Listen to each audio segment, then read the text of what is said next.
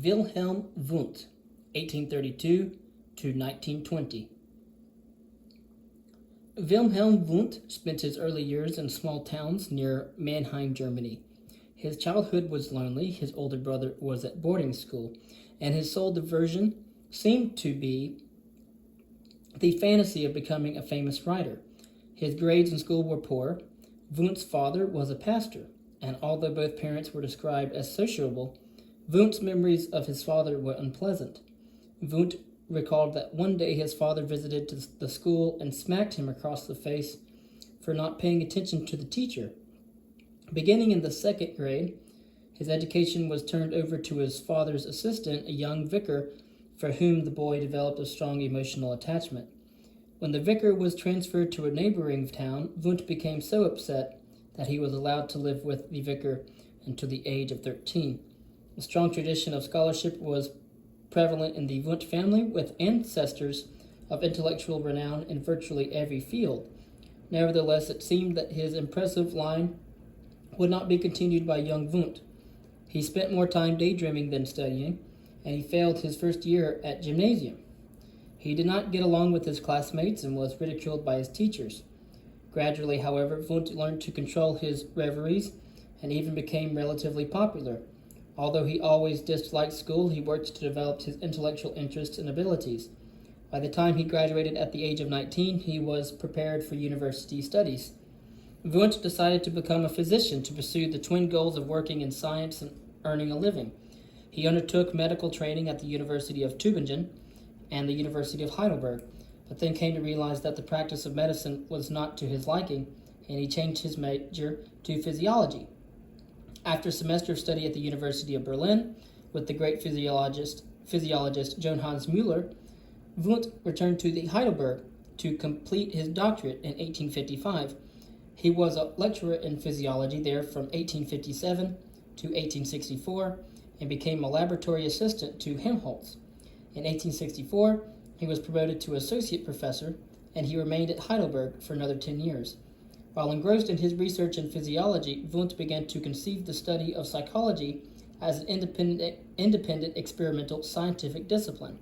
He first outlined his ideas in a book called Contributions to the Theory of Sensory Perception, published in sections between 1858 and 1862.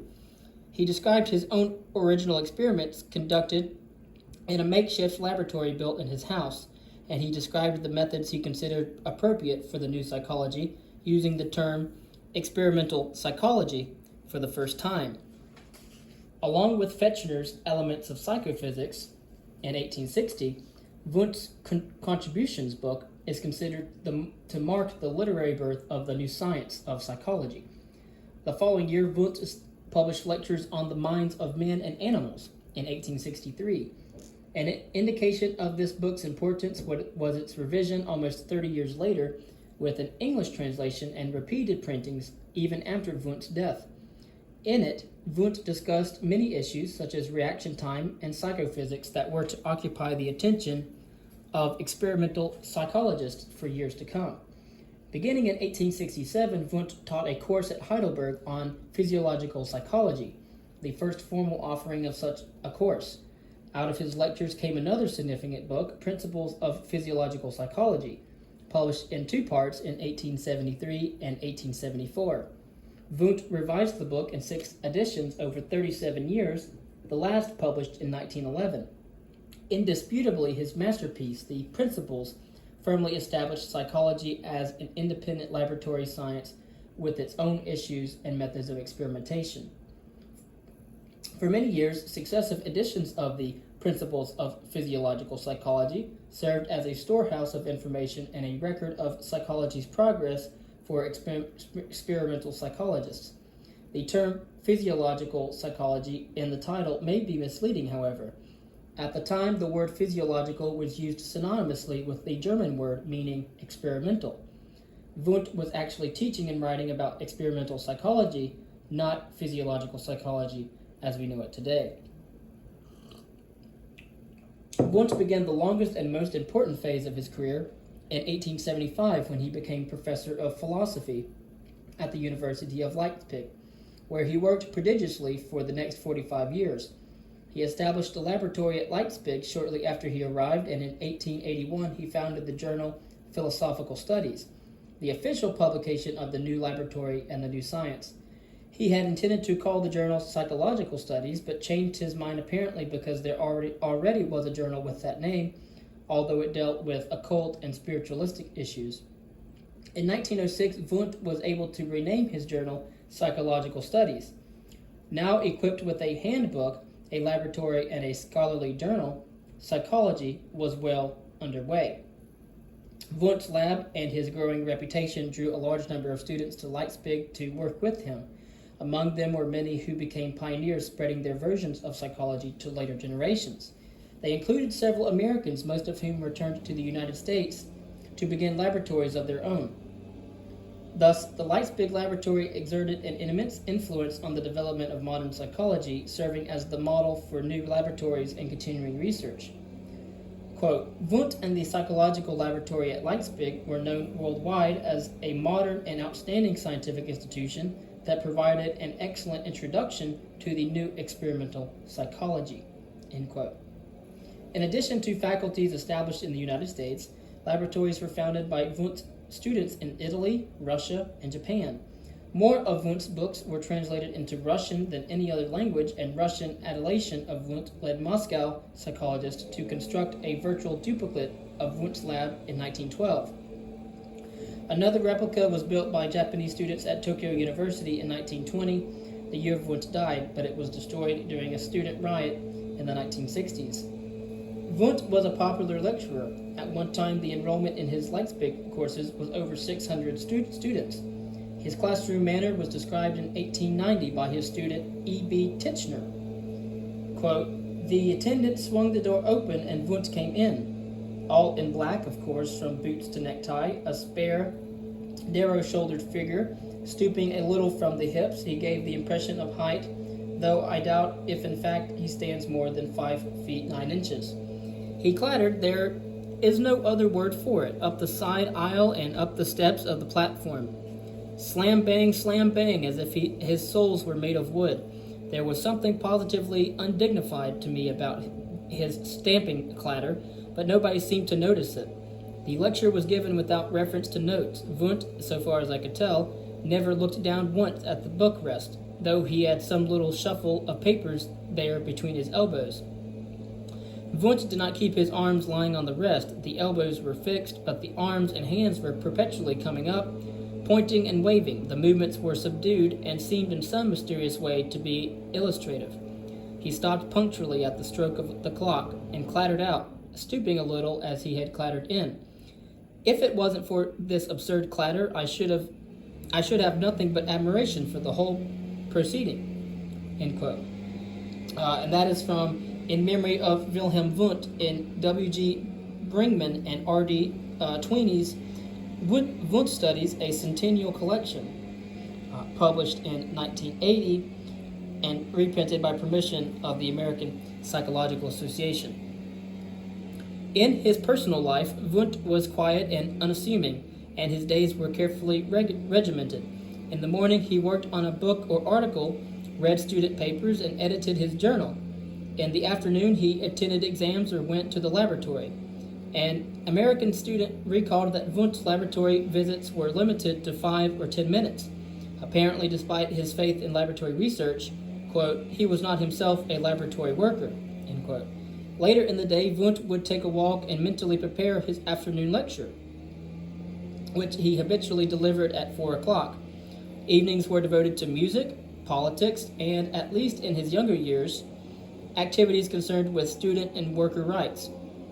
He earned a comfortable living, and the family employed household servants and frequently entertained. College classrooms today, as you well know, are full of multimedia experiences and devices. You might be surprised to learn, as I was, that the college classrooms of Wundt at Leipzig also had what passed for multimedia experiences, albeit a more primitive one.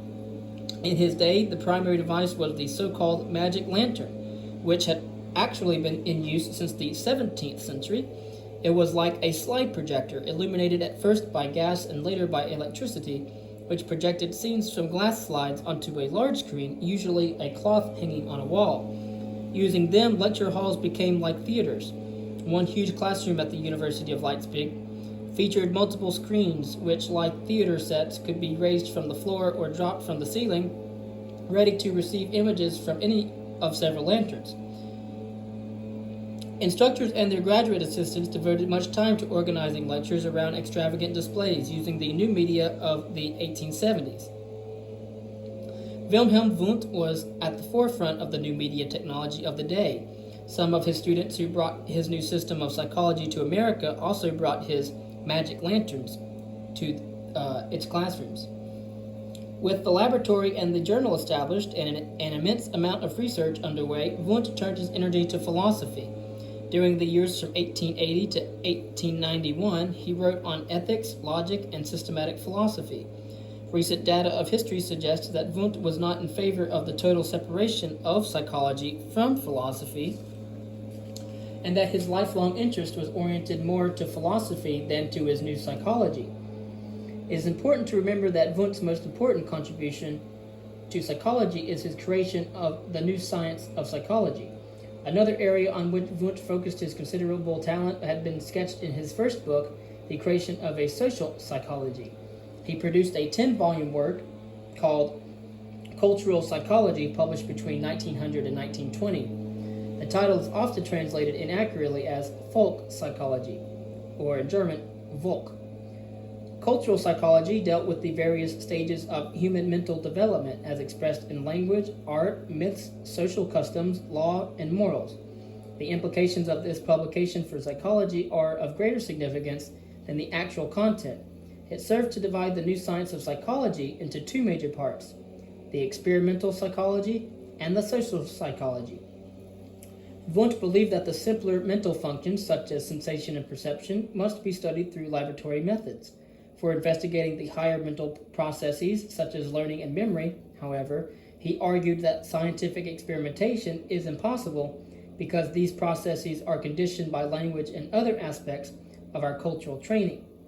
To Wundt, the higher thought processes could be approached only by the non-experimental means used in sociology, anthropology, history, and social psychology.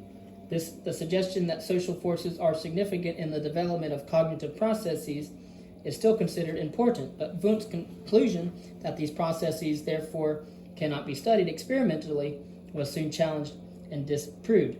Wundt devoted 10 years to the development of his cultural psychology, which provided him the most satisfying experience in his working life. However, the field as he envisioned it had little impact on American psychology.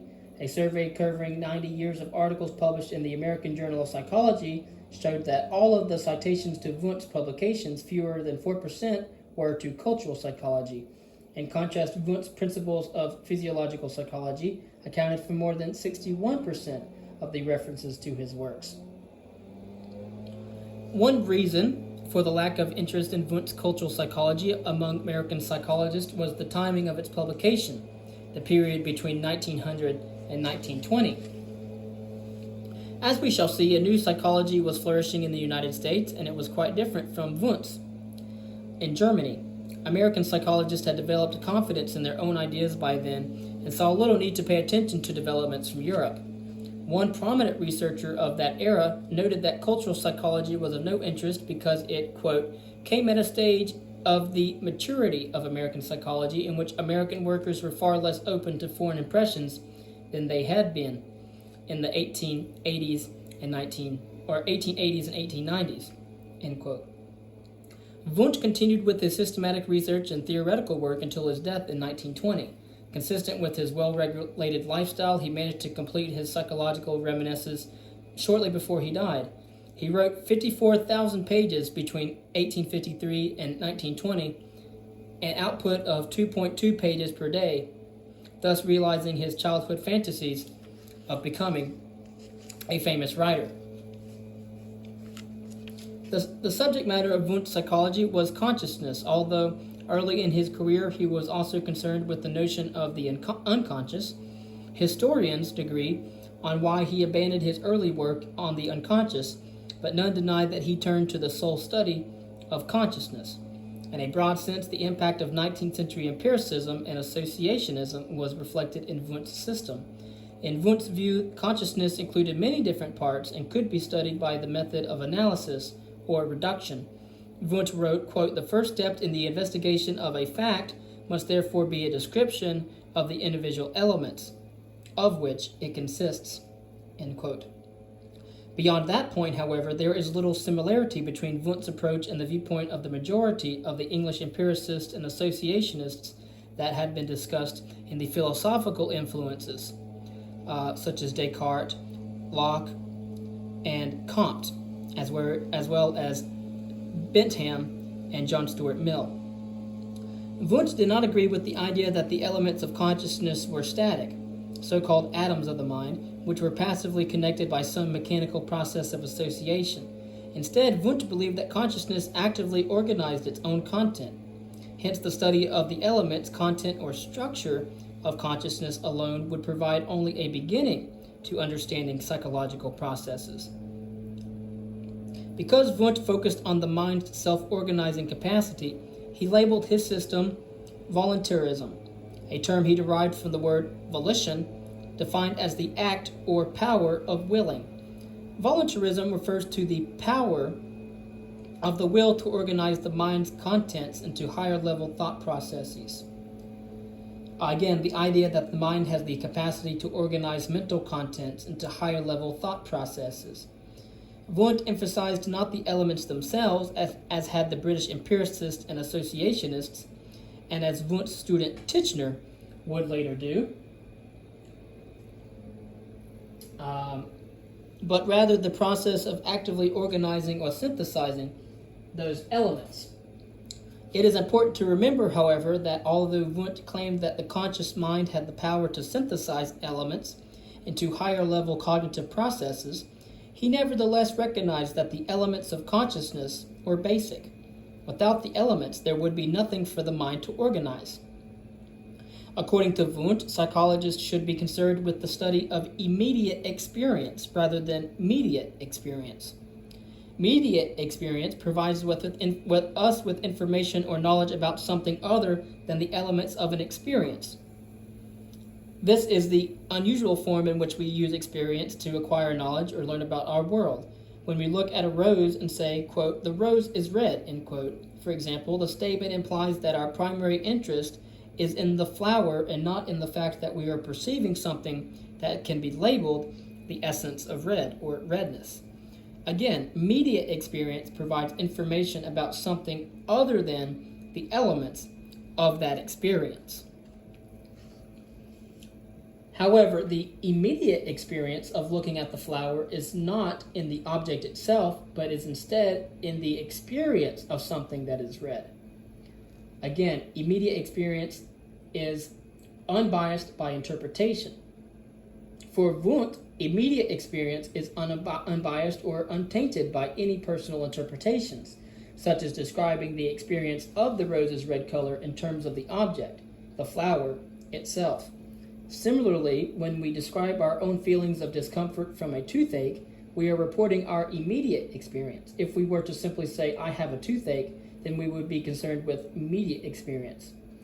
In Wundt's basic human experiences, such as the experiences of the essence of red or of discomfort, form the states of consciousness, the mental elements that the mind actively organizes.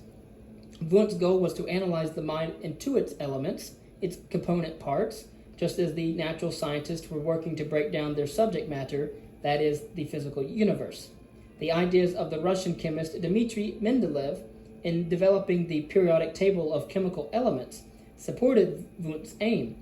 Historians have suggested that Wundt may have been striving to develop a, quote, periodic table, end quote, of the mind. Wundt described his psychology as the science of conscious experience. It follows that the method of a scientific psychology must therefore involve observations of conscious experience. However, only the person having such an experience can observe it. Wundt declared that the method of observation must therefore necessarily involve introspection.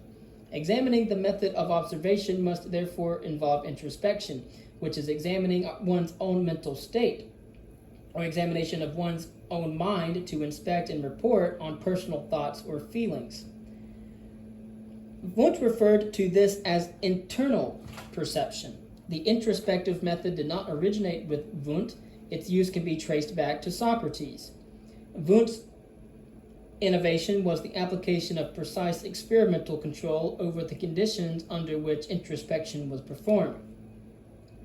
In physics, introspection had been used to study light and sound. In physiology, it had been applied to research on the sense organs. To obtain information about the senses, for example, an investigator applied a stimulus and asked the subject to report on the sensation produced. You will recognize this as similar to Fechner's psychophysics research methods. When subjects compared two weights and reported whether one was heavier, lighter, or equal in weight to the other, they were introspecting. That is, they were reporting on their conscious, subjective experiences. Introspection, or internal perception, as practiced in Wundt's laboratory at the University of Leipzig, was conducted under Wundt's strict rules and conditions. 1. Observers must be able to determine when the process is to be introduced. 2. Observers must be in a state of readiness or strained attention. 3. It must be possible to repeat the observation several times. And 4. It must be possible to vary the experimental conditions in terms of the controlled manipulation of the stimuli. The last condition invokes the essence of the experimental method, being possible to vary the experimental conditions in terms of the controlled manipulation of the stimuli, varying the conditions of the stimulus situation and observing the resulting changes in the subject's reported experiences. Wundt believed that his form of introspection, or internal perception, would provide all the raw data necessary for the problems of interest to psychology, just as external perception would provide data for sciences such as astronomy and chemistry. In external perception, the focus of observation is outside of the observer, such as a star or the reaction produced by mixing chemicals in a test tube. With internal perception, the focus is within the observer, his or her conscious experiences. The purpose of practicing internal perception under stringent experimental conditions is to produce accurate observations that are capable of being replicated, the way external perception yields observations for the natural sciences that can be repeated independently by other researchers. To achieve that goal, Wundt insisted that his observers be rigorously trained. Observers were required to complete a staggering 10,000 individual introspective observations before they were judged sufficiently prepared to supply meaningful data for Wundt's laboratory research.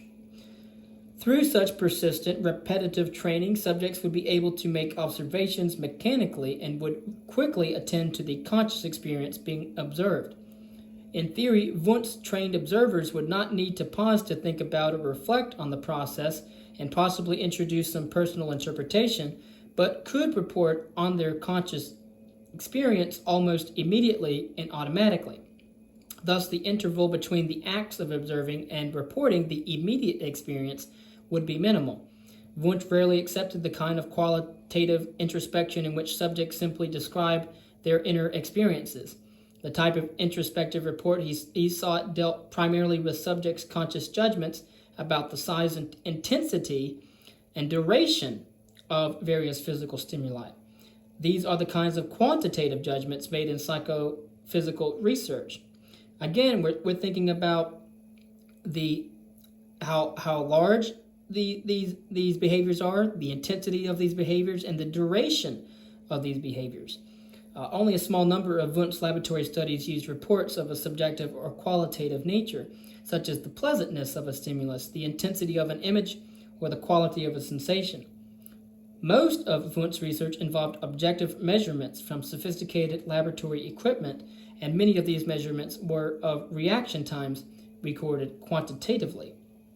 One historian investigated Wundt's use of qualitative versus quantitative data and found that, quote, in nearly 180 experimental studies published between 1883 and 1903 in the 20 volumes of the Philosophische Studien, Wundt's first journal, Philosophical Studies, there are just 4 which use qualitative introspective data. When sufficient objective data had been accumulated, Wundt proceeded to draw inferences from them about the elements of conscious experience.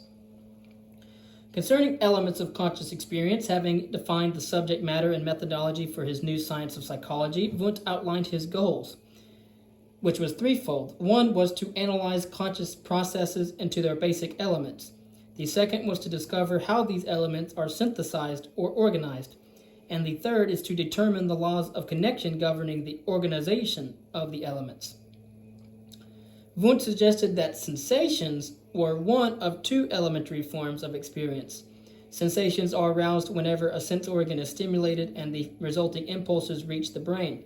Sensations can be classified by intensity, duration, and sense modality. And Wundt recognized no fundamental difference between sensations and images because images are also associated with the excitation of the cerebral cortex. Feelings are the other elementary form of experience. Sensations and feelings are simultaneous aspects of immediate experience. Feelings are the subjective complements of sensations but do not arise directly from a sense organ. Sensations are accompanied by certain feeling qualities. When sensations combine to form a more complex state, a feeling quality will result. Wundt proposed what is called a tri-dimensional theory of feelings, based on his personal introspective observations. Again, Wundt's explanation for feeling states based on three dimensions: the pleasure-displeasure, the tension-relaxation, and the excitement-depression. Working with a metronome, a device that can be programmed to produce audible clicks at regular intervals, often used in music for tempo, he reported that after experiencing a series of clicks, he felt that some rhythmic patterns were more pleasant or agreeable than others. He concluded that part of the experience of any pattern of sound is subjective feeling of pleasure or displeasure. Note the subjective feeling occurred at the same time as the physical sensations associated with the clicks. Wundt suggests that this feeling state could be located on a continuum ranging from highly agreeable to highly disagreeable. Continuing the experiments, Wundt noticed a second kind of feeling while listening to the metronome's clicks: a slight tension in anticipation of each successive sound, followed by relief after the awaited click had occurred. From this, he concluded that in addition to a pleasure-displeasure continuum, feelings had a tension-relaxation dimension. Further, he felt mildly excited when he increased the rate of the clicks, and calmer, even somewhat depressed, when he reduced the rate of the clicks. And so we see a spectrum here. Thus, by varying the speed of the metronome and introspecting and reporting on his immediate conscious experience, his sensations and feelings, Wundt arrived at three independent dimensions of feeling, as has been stated before: pleasure, displeasure, tension, relaxation, and excitement, depression. Every elementary feeling could be effectively described by determining its location within his three-dimensional space, that is, its position on each of the dimensions.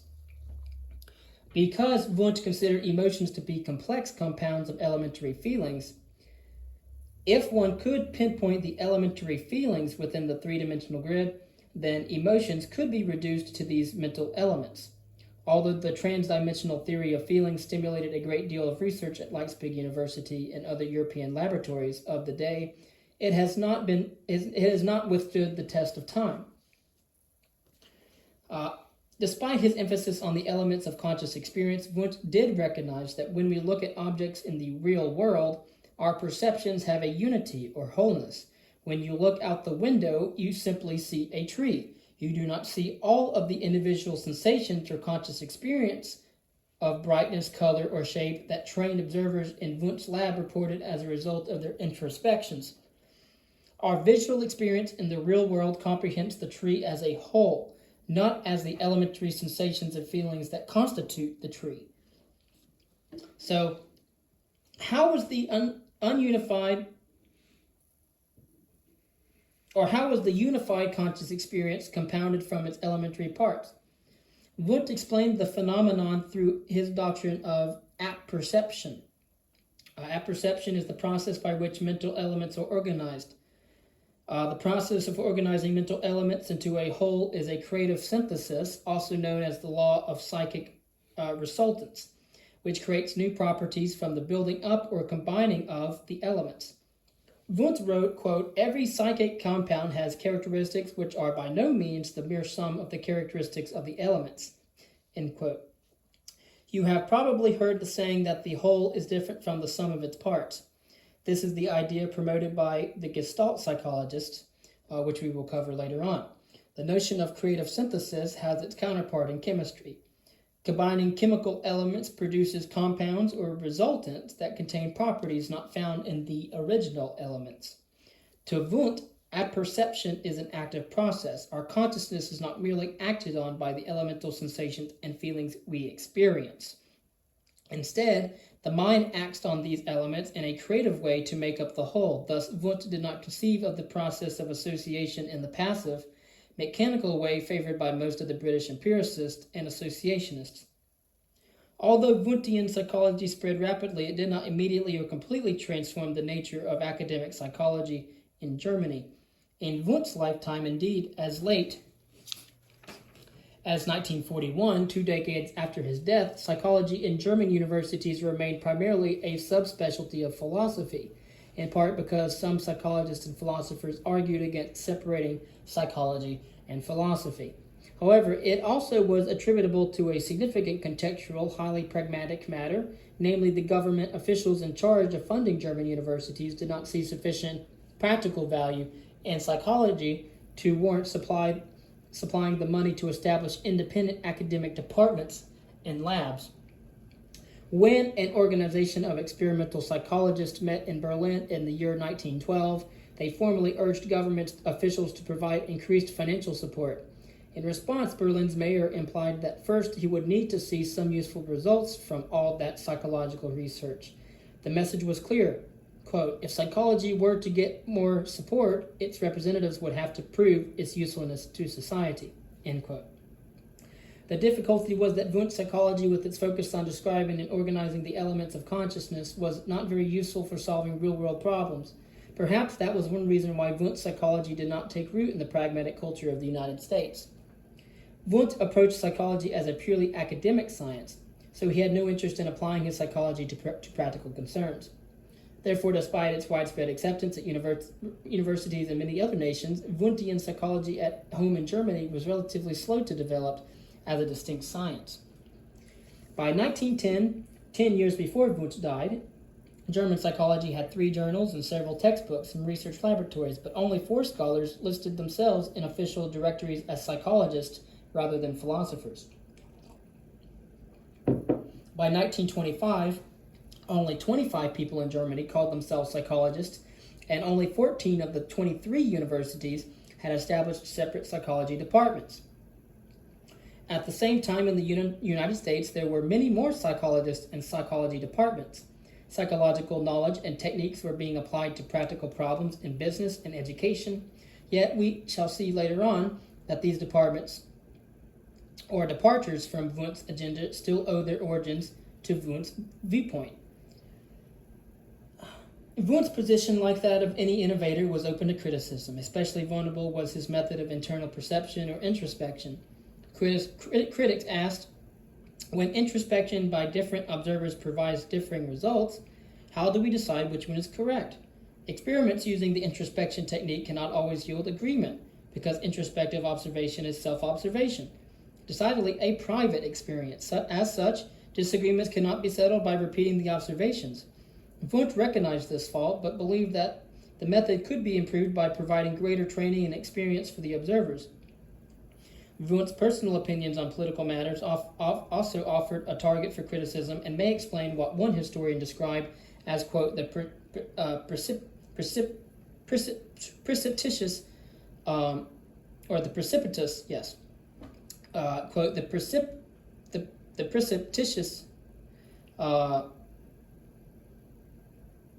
the precipitous, there we go, I finally got it. The precipitous decline of Wundtian psychology between the world wars of 1918 to 1939, the massive body of Wundtian research and writings all but disappeared in the English-speaking world, end quote. Scholars have suggested that the decline is related to Wundt's outspoken remarks about World War I, also known as the Great War. He blamed England for starting the war, and he defended Germany's invasion of Belgium as an act of self-defense. These statements were both self-serving and totally wrong, and they turned many American psychologists against Wundt and his psychology. His political stance may also have cost him a Nobel Prize. Wundt had been nominated twice before in 1907 and 1909, and in 1915 was one of 6 finalists. Although he was the, quote, best-known psychologist in the world at the time and a person of considerable accomplishments, end quote, he did not win. World War I was in its second bloody year, and anti-German sentiment was strong. Wundt's sometimes vitriolic defense of his homeland may well have contributed to his rejection for the prize. Wundt's system also faced increasing competition in the German-speaking world following World War I. During Wundt's later years, 2 other schools of thought arose in Europe to overshadow his views. There was Gestalt psychology in Germany and psychoanalysis in Austria. In the United States, functionalism and behaviorism eclipsed the Wundtian approach. In addition, the prevailing economic and political contextual forces contributed to the disappearance of the Wundtian system in Germany. The economy's collapse after Germany's defeat in the Great War left its universities in financial ruin. The University of Leipzig could not even afford to purchase copies of Wundt's latest books for its library. Wundt's laboratory, at which he trained the first generation of psychologists, was destroyed during World War II in a British and American bombing raid on December 4, 1943. Thus, the nature, content, form, and even the home of Wundtian psychology have all since been lost. So here we learned that your political view can impact your future success, and we also learn here that destructive wars can be an impediment to academic endeavor. Wundt began a new domain of science, as he had announced he would, and conducted research in a laboratory he designed exclusively for that purpose. He published the results in his own journal and tried to develop a systematic theory of the nature of the human mind.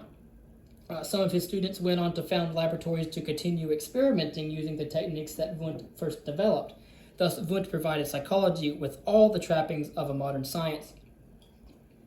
Of course, the times were ready for the Wundtian movement. It was the natural outgrowth of the development of the physiological sciences, particularly in German universities. However, the fact that Wundt's work was the culmination of this movement and not its origin does not diminish its stature. The founding of psychology did require a great deal of dedication and courage to bring such a movement to fulfillment, and thus the results of Wundt's efforts represent an achievement of such overwhelming importance that we must accord Wundt a stature unique among psychologists of the modern period. A survey of 49 American historians of psychology, conducted 70 years after Wundt's death, revealed that he was still considered the most important psychologist of all time, quite an honor for a scholar whose system had long ago faded from view. Wundt's monumental contributions are not diminished by the fact that much of the history of psychology, after Wundt, consists of rebellion against the limitations he placed on the field. Instead, these developments only serve to enhance his greatness. Revolutions must have a target, something to push against, and as that target, Wundt's work provided a compelling and magnificent beginning to modern experimental psychology. After all, Plato would not have been able to write, and Socrates would not have been able to speak much if it was not for the sophists. Okay, so Wundt had a monopoly on the new psychology for only a short time. The science was also beginning to flourish at other German laboratories, and although Wundt had obviously was the most important founder and organizer in the early days of psychology, others were also influential in the field's early development. Researchers who did not subscribe to Wundt's viewpoint proposed different ideas, but all were engaged in the common enterprise of expanding psychology as an actual science. Their work, along with Wundt's, made Germany the undisputed center of the movement. Developments in England would give psychology a radically different theme and direction, as we will see later on. Charles Darwin proposed a theory of evolution, which became extremely important for psychology, and Francis Galton began work on a psychology of individual differences, which we will talk about later. These ideas influenced the direction of psychology when it came to the United States, even more than the pioneering work of Wundt. In addition, the early American psychologists, most of whom had studied under Wundt at Leipzig, returned to the United States and made of Wundtian psychology something uniquely American. Thus, shortly after Wundt founded psychology, it divided into factions and soon his approach was only one of several. Thank you for listening to this reading on Wilhelm Wundt, 1832 to 1920.